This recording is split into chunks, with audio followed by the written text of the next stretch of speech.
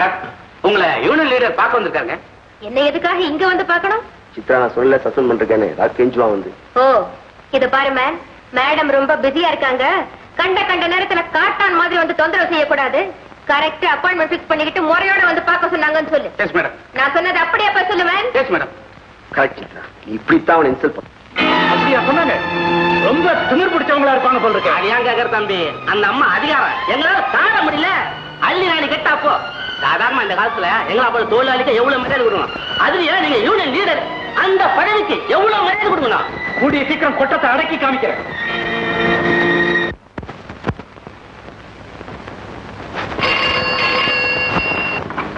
Hello, Chitra here. Good morning madam, நான் union leader பேசுறேன். What you want? உங்களை சந்திக்கலான்ட்டு வந்தேன். அப்பாயின்மெண்ட் பிக்ஸ் பண்ணிக்கிட்டு முறையோட வர சொன்னீங்களா? அதான் எப்ப முறையோட சந்திக்கலான்ட்டு போன் பண்ணேன். என்ன சந்திக்க வேண்டிய அவசியம் இல்லை. ஃபேக்டரியில என்ன நடந்துகிட்டு இருக்கு, நேத்து என்ன நடந்தது, எல்லாமே எனக்கு தெரியும். ஒரு பக்கம் மட்டும் விசாரிச்சுட்டு முடிவுக்கு வர்றது நல்லது இல்லைங்க. உங்களையே நம்பி இருக்கிற தொழிலாளிங்க குறைய சொல்ல வரும்போது அதை பொறுமையா கேட்டு பதில் சொல்றதுதான் ஒரு நல்ல முதலாளிக்காக. ஒரு முதலாளி எப்படி நடந்துக்கணுங்கிறத நான் யார்கிட்டயும் கேட்டு தெரிஞ்சுக்க வேண்டிய அவசியம் இல்லை. I know all about administration. உங்களுக்கு பாடம் சொல்லி கொடுக்கணுங்கிற எண்ணத்துல நான் போன் பண்ணலீங்க. ஒரு நல்ல ஸ்தாபனம் தவறான நிர்வாகத்துல கெட்டு போக கூடாதுன்னு தான் ரவியை பத்தி உங்ககிட்ட விளக்கமா பேசணும்னு நினைக்கிறேன். I am not prepared to listen to you. இந்த காலத்து தொழிலாளிகளுக்கு எவ்வளவு கொடுத்தாலும் திருப்தி இருக்காதுன்னு எனக்கு நல்லா தெரியும். இந்த காலத்து முதலாளிங்க கூட தான் எவ்வளவு லாபம் சம்பாதிச்சாலும் திருப்தி அடைகிறதே இல்லை. Why not? லட்சக்கணக்கில் முதல் போடும்போது அதிக லாபத்தை எதிர்பார்க்கறதுல என்ன தப்பு? அதிக லாபத்தை எதிர்பார்க்கறதுல ஒண்ணும் தப்பு இல்லை. அநியாய லாபத்தை எதிர்பார்க்கும் போதுதான் பிரச்சனையே ஆரம்பமாகும். எது நியாயம் எது அநியாயம்னு ஆஃப்டர் ஆல் ஒரு லேபரர் சொல்லித்தானே எனக்கு தெரியணும். ஆஃப்டர் ஆல் தொழிலாளிங்க இல்லைன்னா ஆஃப்டர் ஆல் முதலாளிங்க கூட இல்லம்மா. You are wrong. முதலாளிங்க வேலை கொடுக்கலன்னா தொழிலாளிங்க பட்டினி கிடந்ததான் சாகணும். தொழிலாளிங்க பட்டினி பட்டியோட வேலை செய்யலன்னா முதலாளிகளே உருவாயிருக்க முடியாதுமா. அவன் மாடா உழைச்சாத்தான் நீங்க மாளிகையில இருக்கலாம். அவன் இடுப்போடைய பாடுபட்டாத்தான் நீங்க இம்பாலா கார்ல போகலாம். அவன் கொதிக்கிற வெயில்ல வேர்வையை கொட்டினாத்தான் நீங்க குழுகுழு ஊட்டியில ஜிலுஜிலுன்னு காத்து வாங்கலாம்.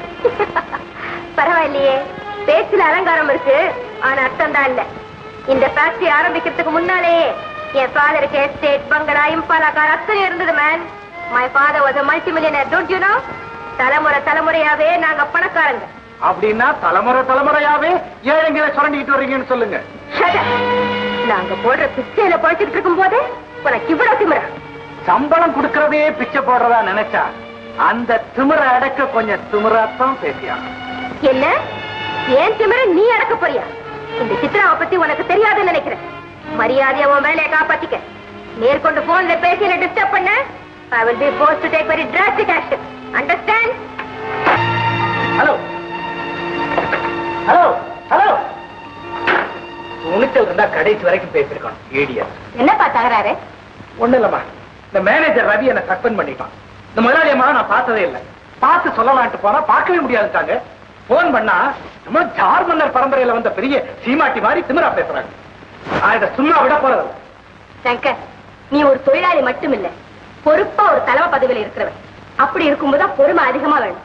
உன்னை சஸ்பெண்ட் பண்ணிட்டாங்கன்னு ஸ்ட்ரைக் பண்ணாங்கன்னா எல்லாரும் தானே பாதிக்கப்படுவாங்க.